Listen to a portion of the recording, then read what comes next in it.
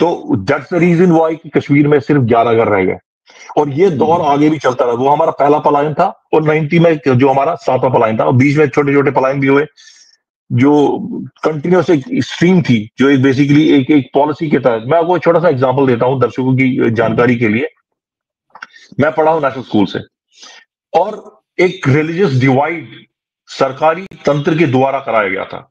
I mean ये कोई written law नहीं था, बट जो जिन स्कूलों को गवर्नमेंट की फंडिंग मिलती थी वहां पे शायद, I am not part of the policy making, उस टाइम पॉलिसी मेकिंग क्या थी, but it was so subtle and so evident.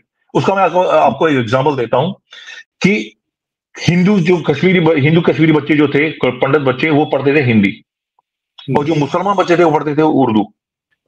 यानी कि आपने एक सटल डिवाइड कर दिया कि ये अलग है और ये अलग है। जी जी ठीक है।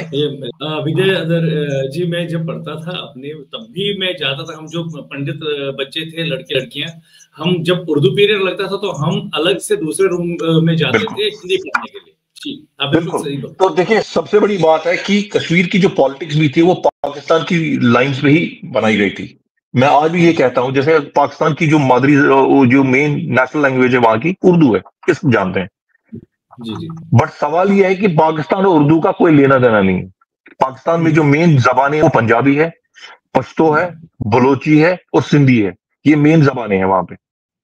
उर्दू कोई नहीं बोलता। उर्दू किनकी जबान थी? उर्दू उन नवाबों की जबान थी जिनका हाथ पाकिस्तान की फॉर्मेशन में था। तो पाकिस्तान के ऊपर नाजिल की गई उर्दू, क्योंकि पाकिस्तान का उर्दू के साथ कोई लेना देना नहीं था।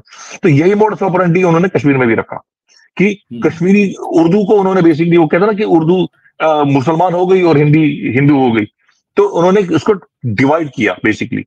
तो यही से बेसिकली वो जो